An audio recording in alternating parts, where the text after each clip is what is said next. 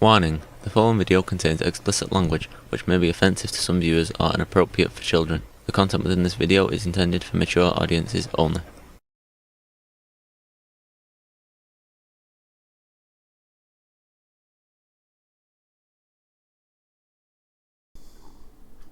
Hello and welcome to this video. Today we return to Night Vale. We see what our boy Cecil has to enlighten us, to improve our view upon the universe in which he lives, in which we all live. So yeah, this is refreshing. This is a good relaxation weekend thing to do. So, without further ado, let's go to Night Vale, and over to you, Cecil. Look to the obelisk. We don't know where it came from, but it's attracting a lot of cats. Yes, cats and obelisks always go together. Welcome to Night Vale. Yeah.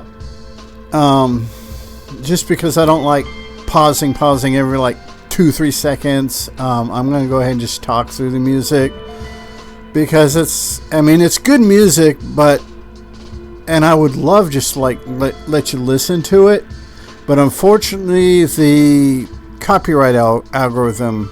Happy New Year, Night Vale.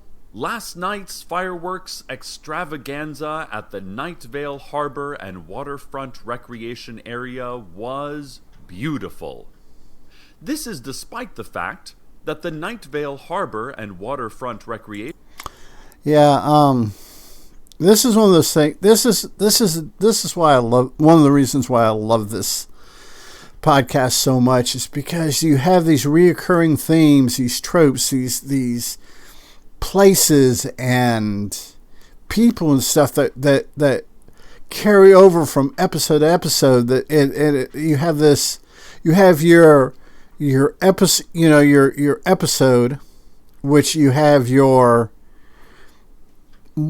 story of the week, or your story of the week, but you also have the canonic elements like the harbor, the city council, the five-headed dragon, the floating cat. All this stuff carries over. It's canonic, but at the same time, you also have that episodic element of things that are one-offs. So it's a good mixture of episodic adventure and canonic adventure.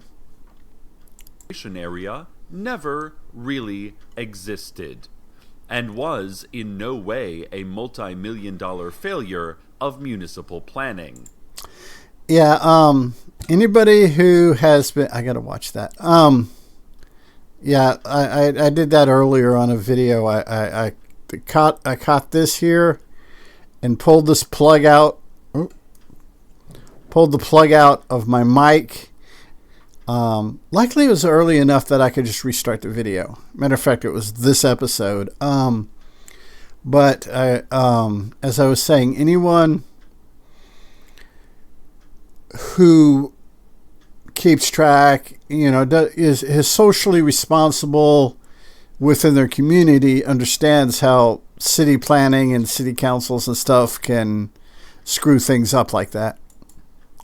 And just because the only things remaining on the premises are several large piles of rubble and a red sign reading, "Nothing is here, nothing was ever here," does...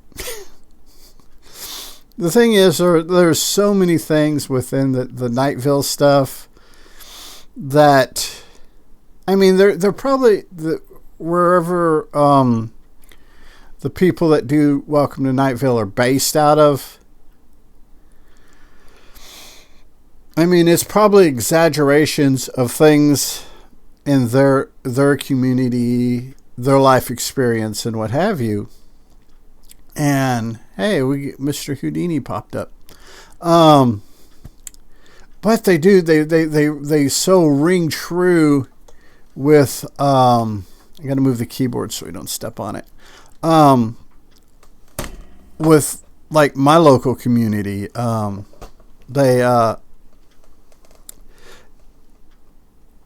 local community, things that they do, just stupid things that you can relate to. Does not mean that they failed to correctly use tax dollars to build a harbor, a waterfront, or a recreation area.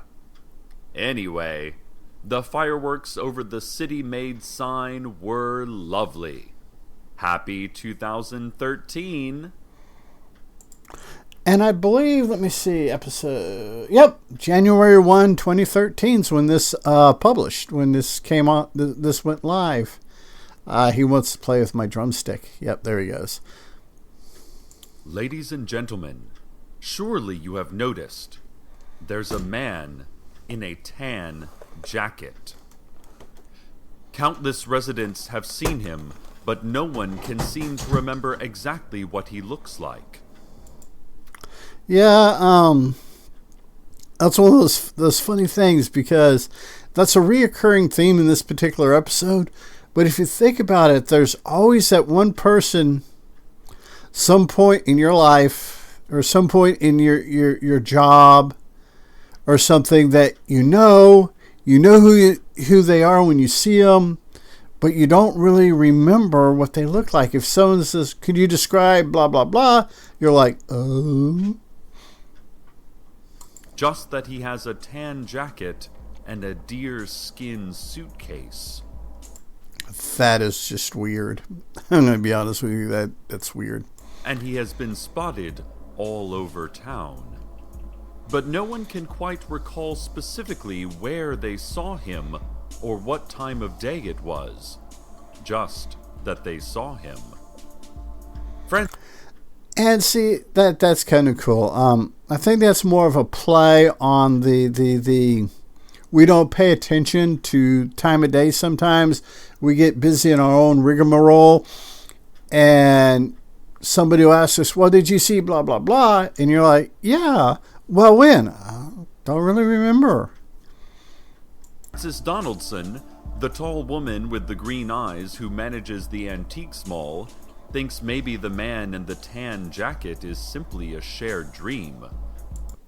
Could be. In Night Vale, it could be. But I know I saw him, Night Vale. I know what I saw. This man couldn't possibly be a dream. He was so vivid. His eyes were... well, his nose and his chin. Oh, I can just see. See, like I said, it's how we perceive things. I just can't remember. The man was clear as day. He had a tan jacket and a deer skin suitcase. Yeah, and I mean, we've all had that, something similar to that. It may not be a human. It may be a sign or a place or the inside of a restaurant, but we all have had that experience. He can't be a dream, can he? Please, call in, listeners, and let us know if you can remember anything else. Yes, call in. And I love that invitation to us, the listener, to interact with it. I love when they do that in a podcast, include the audience as part of it. And I like the fact that Cecil is talking to us like we're currently sitting in Night Vale, regardless of where you really are in the world, listening to this. This Monday through Friday is the annual Night Vale Career Fair at the Downtown Convention Center. There will be dozens of booths representing phony local businesses that will take your resumes and photos via hidden surveillance cameras and conduct sample interviews designed to badger you into implicating yourself in nefarious activities. Law enforcement. No, that's just a joke. That's just a joke. But yeah, that's just one of those things. You think about when you think about job fair, or you don't consciously think about it. You think about it, but you don't. Somewhere, if you go to a job fair, if you really dig deep into your own brain, something like that, that thought is in there. First-generation Night Vale residents, particularly those whose parents were originally born in Maine, Massachusetts, Canada, Micronesia, and Suriname, are strongly encouraged to attend. Wonder why. This year's keynote speaker is an audio tape of droning moans leaden with subliminal tips about achieving personal prosperity and how to come clean about the terrible things you have done.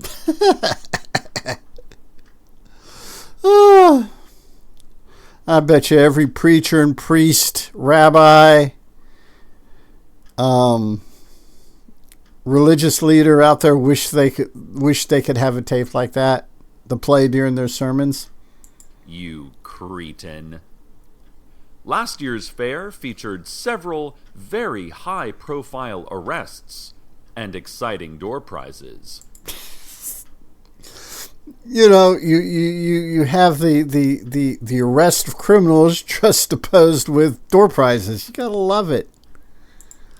Tickets are $25 or $15 if you still have working retinas to scan. Woo, that's one thing about this. Sometimes I just have to pause to laugh. Over the weekend, Teddy Williams, owner of the Desert Flower Bowling Alley and Arcade Fun Complex, sent us some security camera footage of what he believes to be the first ever glimpse of citizens of the underground city deep below Lane 5. And this whole thing with the civilization under the bowling, under the Lane 5 at the bowling alley, I think this goes all the way back to episode 1 or 2. I mean, it's real early in the episodes when this is first introduced. Early Saturday morning, Fun Complex cameras picked up blurry motion near the soda machine. The footage is quite fuzzy and difficult to discern. Perhaps it is merely rats or raccoons digging through an uncovered supply of junk food. But it is, of course, much more likely that a lost nation of people living in the bowels of a small town bowling alley are finally revealing themselves. Of course, that's the obvious answer. Taking our food supplies and preparing for war. Yeah, logical assumptions like that, and just as long as they're not eating your cats and dogs. Teddy told us that he believes this city to be thousands strong and ready to move into Night Vale, ready to take arms against the upper world, as they probably call us. Ready to conquer this heaven and become the righteous owners of our sun-soaked precious land, we assume. It's just, the logical assumption, the logical step. It takes very little extrapolation to believe that they worship a god named Huntokar, who demands sacrifice to keep their underground city thriving in the absence of nourishing sunlight. Very, very, very non-conspiracy theory beliefs there, and, hypothesize. And a fair assumption is that they are ruled by a child king, recently coronated, who is too weak to rein back the generals intent on marching upon us in war. You know, logical, sound decisions made by, you know, political leaders and passed on to the common folk. Ladies and gentlemen, if you care for your community, your town, your Night Vale, like I do, you will arm yourselves. You will rally your neighbors to militia. You will point fingers at those who do not wish to fight and have them rounded up into pens.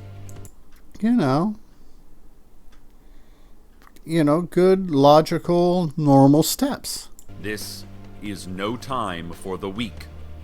We are at a presumptive war with a projected enemy whom we cannot yet see or even be certain of, but who are probably bloodthirsty giants. Yep, bloodthirsty giants that live under a bowling lane. If you would like to learn more about starting a militia, simply learn to be a true American. That's how you'll know.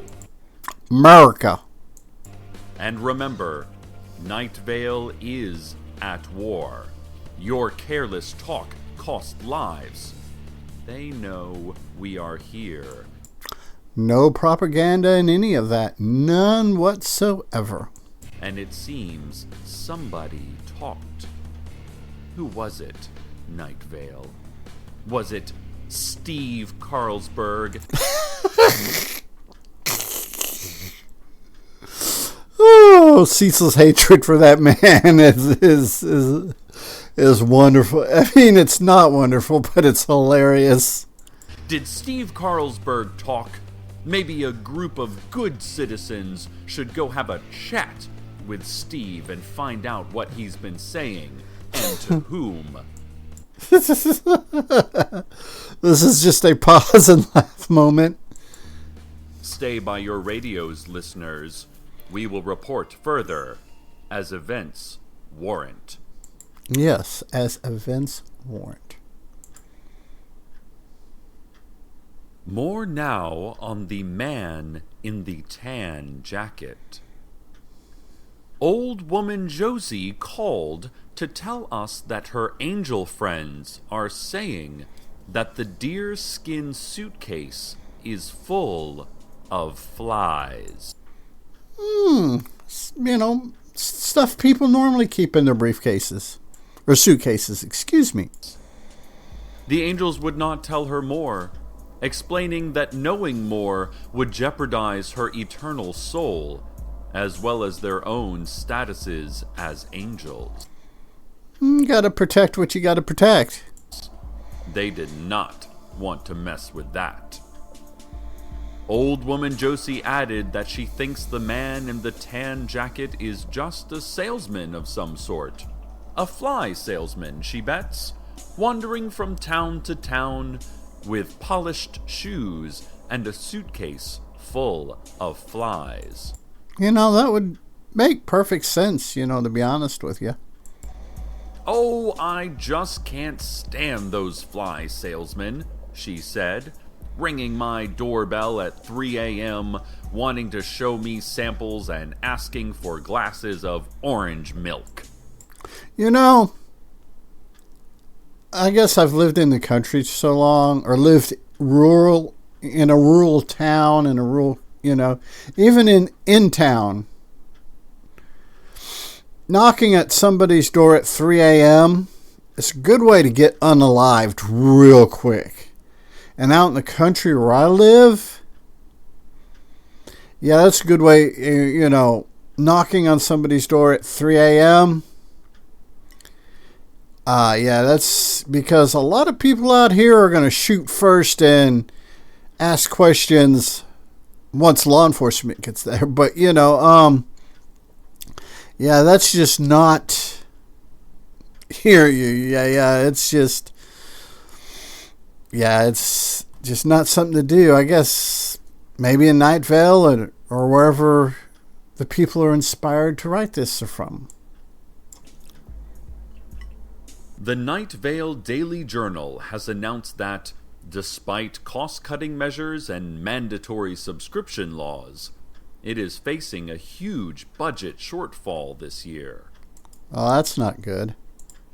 We cannot pay back our printers or our delivery crews, said editor Leanne Hart in a prepared statement whispered through my mail slot late last night.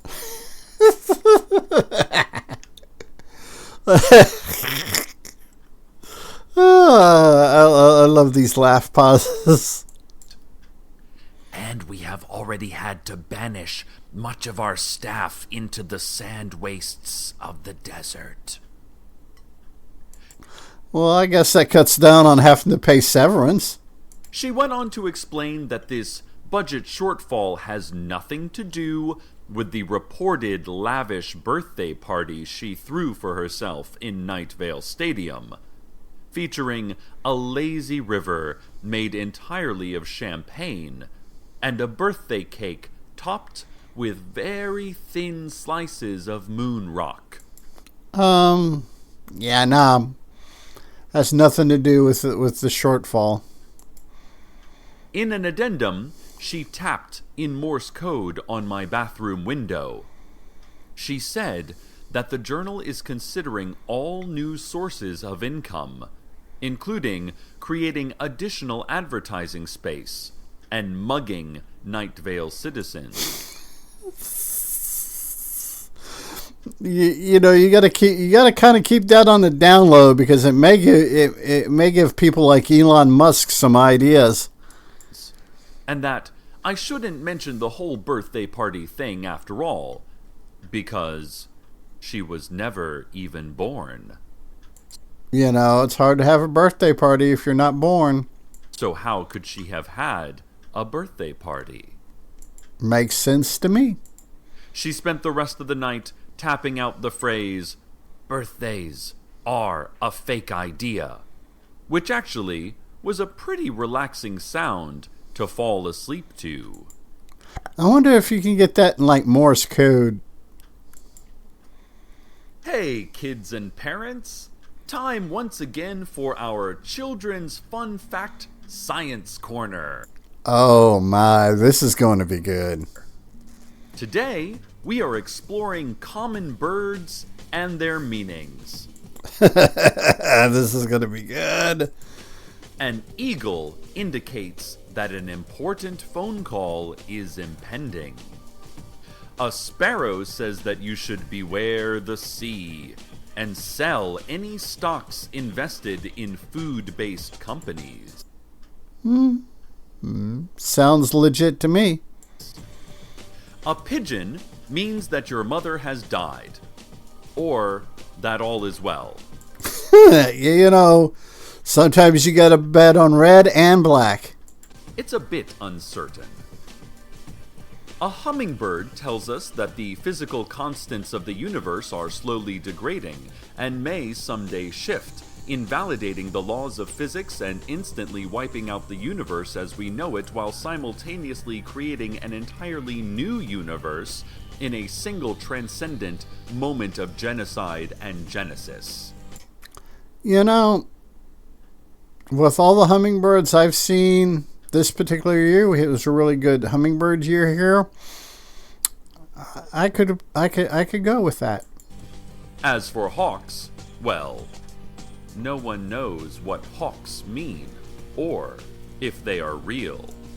Oh, my chickens think they're real, and my chickens understand that hawks mean that they could be dinner. Have you ever even seen a hawk?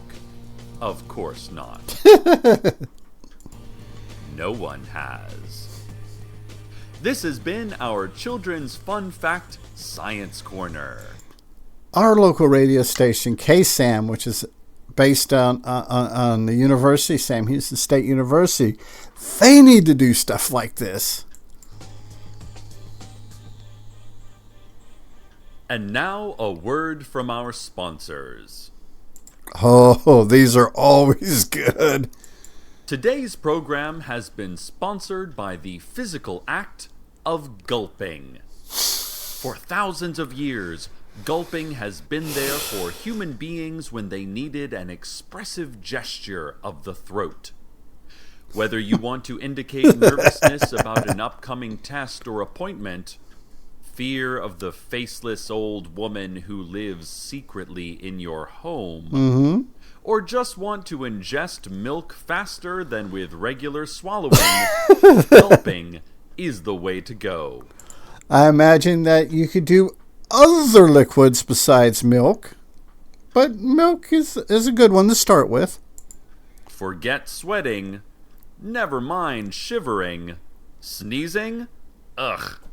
When you think physical actions, think gulping.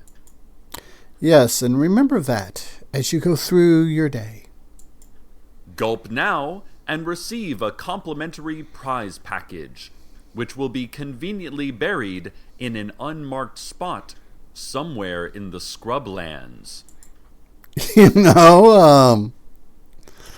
It's better than nothing, I guess.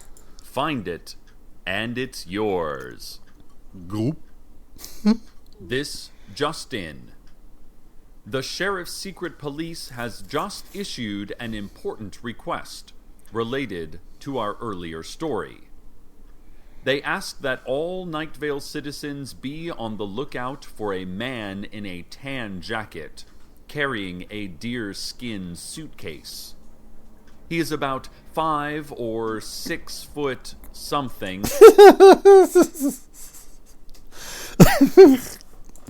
probably with hair and normal human features. You think?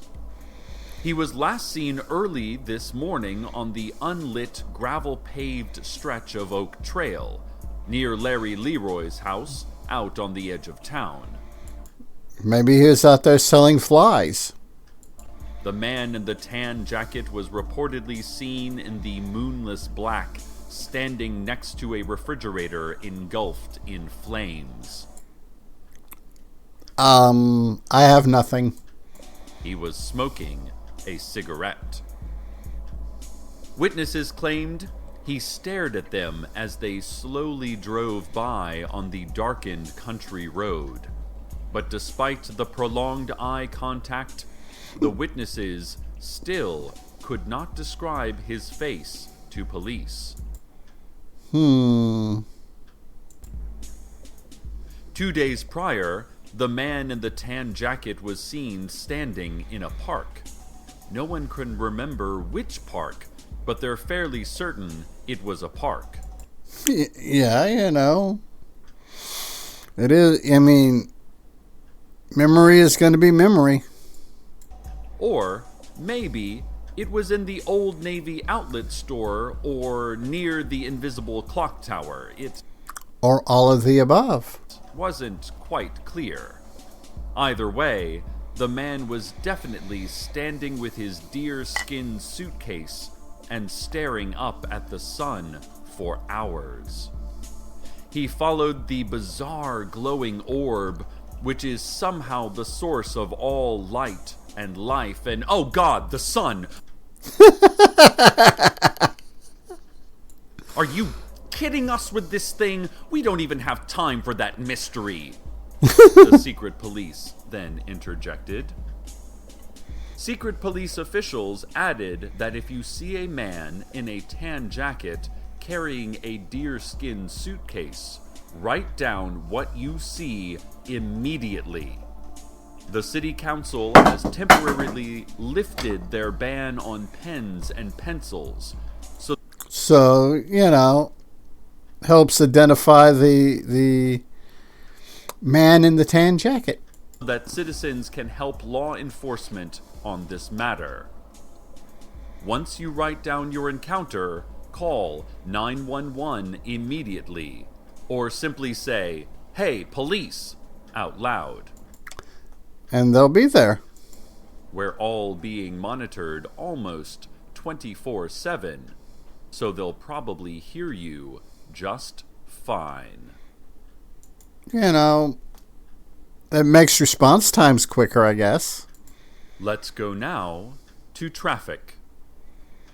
There is a car. It's not in Night Vale, or even in the desert that cradles our little town. I know that car. It's out somewhere beyond that. There are many cars there, but I'm speaking only about one. Blue, squarish, with tires and windows, and an engine that works most of the time. See, I bet you know that car too. A woman is driving it, and she is also glancing whenever she can at the child in the passenger seat. He is a child, but he is 15. Yeah. Teenager, still a child. You understand. She is glancing at him, but she is not saying anything, and he is not saying anything either. She wants to cry. Or she wants to push him out of the car. Motherly love. Or she wants to go back in time and insist on using a condom. There's probably a lot of women out there that have that feeling sometimes when they have teenage kids. Only she would never do that. She wouldn't change any of this, really. Not for all the money, piles of money, some of it defunct money from defunct and absent governments. You know. She wouldn't give any of this back.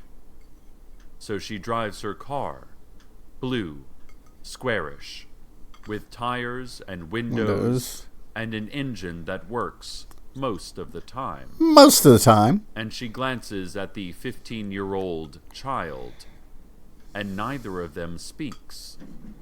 This has been traffic. Well, you know, sounds good to me. And now, the weather.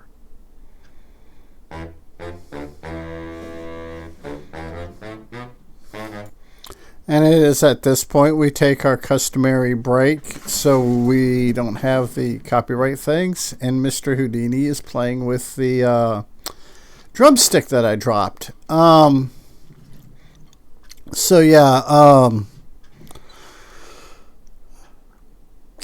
encourage you to go listen to these episodes on your own. I have links and places to find this podcast in the description below.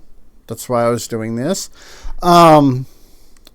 Without my commentary, and actually listen to the weather. There's some really, really good music in this weather. So we'll return as soon as we get past the weather.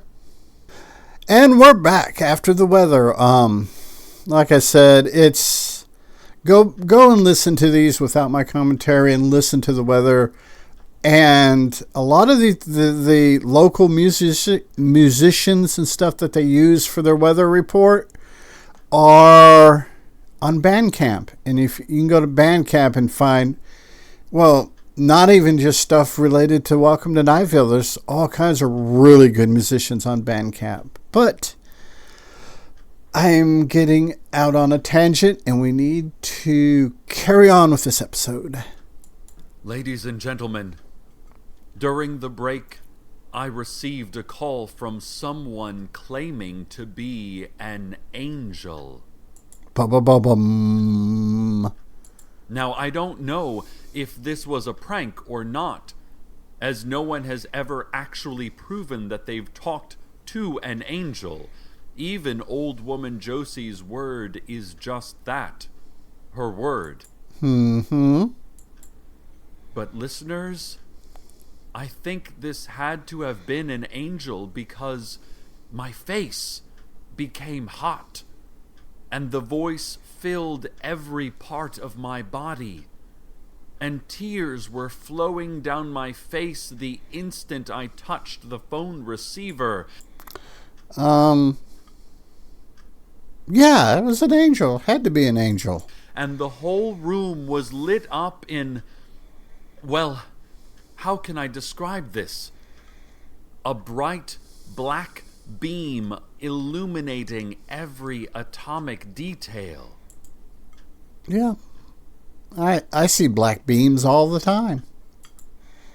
And the angel if that is indeed who called, the angel said that the man in the tan jacket with the deer-skin suitcase was from a place underneath the earth, underneath our knowledge, a vast world, From the bowling alley, maybe? right below our feet. I asked for more, but the angel, if that is indeed who called, whispered only, a flower in the desert. And it filled me with ecstasy and dread. Kind of a mixture of emotions there. Then the call ended, and the black ray of truth was gone, and I was breathless and alone. And, dear listeners, the silence. Well, it was unlike any Other silence. silence you have ever not heard. So our mystery man remains unfound, and I'm still not sure why an angel would have to use a telephone. Got a point. Got a very, very valid point there. But, for now, we can only know what we know, and that is that we don't know. Yeah, that is where we're getting into some Buddhism there. Thank you again for listening, listeners. I look forward to another fine year, a new year, well spent with all of you out there. Stay tuned next for 2 commercial-free hours of E Sharp. You gotta love the coming up next stuff that this podcast does. It's wonderful. Good night, Night Vale. Be alert and write down everything you cannot comprehend. Until next time.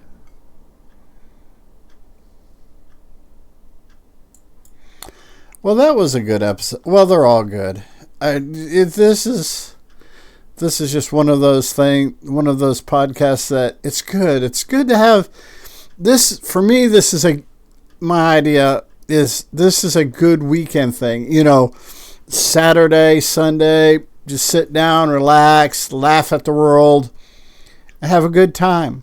So, and until next time, people, be good humans, be good to other humans. Peace.